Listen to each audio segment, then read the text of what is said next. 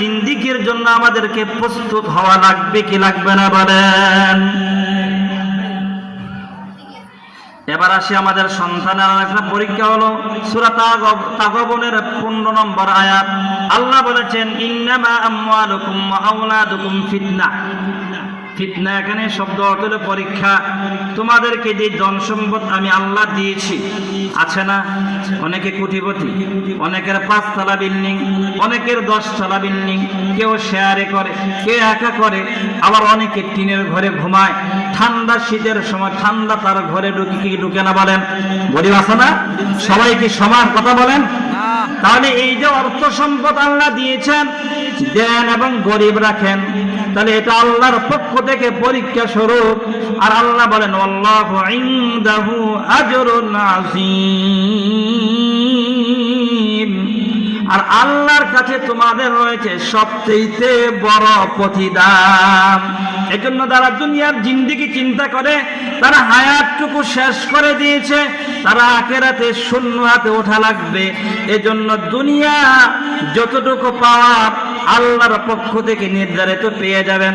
আল্লাহ নবী তো হাদিসে বলেছেন, মানুষ দুনিয়াতে আসা 50,000 বছরে তার রিজিক যা দেওয়ার প্রয়োজন সবগুলো হয়ে যাবে, কিন্তু আপনাকে আমাকে আখিরাত পরিশ্রম করে জমা করতে হবে, কি হবে না বলেন? এজন্য আখিরাতে ভুলে যাই, তাহলে দুনিয়াও হারালাম। দুনিয়ার সম্পদ তো আর কবরে দেয় কি দেয় বলেন? দেয় না। যারা শুনেছেন, গত কয়েকদিন আগেও তো আমাদের এই সমাজের একটা মহিলা ভাড়া থাকতো, সন্তান নিয়ে বের হয়েছে, আবার বাসায় ফিরবে। বড় সন্তান, একটা মেয়ে একটা ছেলে ঘরে রেখেছে।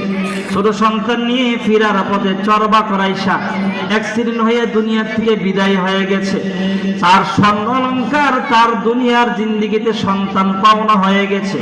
ঘরের ভিতরে যত আসবাবপত্র সন্তানগুলা পাওনা, কিন্তু তার সাথে তো দুনিয়ার কোন অর্থ সম্পদ গেছে। যাবে কি বলেন? যাবে কি? নেকামল যাবে কি বলেন? আল্লাহ বলেছেন আল মাল ওয়াল বানুন জিনাতুল হায়াতিদ দুনিয়া। ধন সম্পদ তো মাত্র দুনিয়ার সৌন্দর্য, সন্তানাদি দুনিয়ার সৌন্দর্য। গাছে যেমন ফল ধরলে সুন্দর লাগে, গাছে ফল না থাকলে গাছটাকে সুন্দর লাগে না। মা বাবার ঘরে সন্তান হলে ফলের মতন ঘরটা সুন্দর দেখায়। ঘরের ভিতরে টাইলস আছে, সব আছে, আসবাবপত্রের মাধ্যমে ঘরের সৌন্দর্য বৃদ্ধি পায়। তেমনি ভাবে আল্লাহ বলেছেন একমাত্র সন্তান, ছেলে মেয়ে, টাকা পয়সা, আসবাবপত্র হলো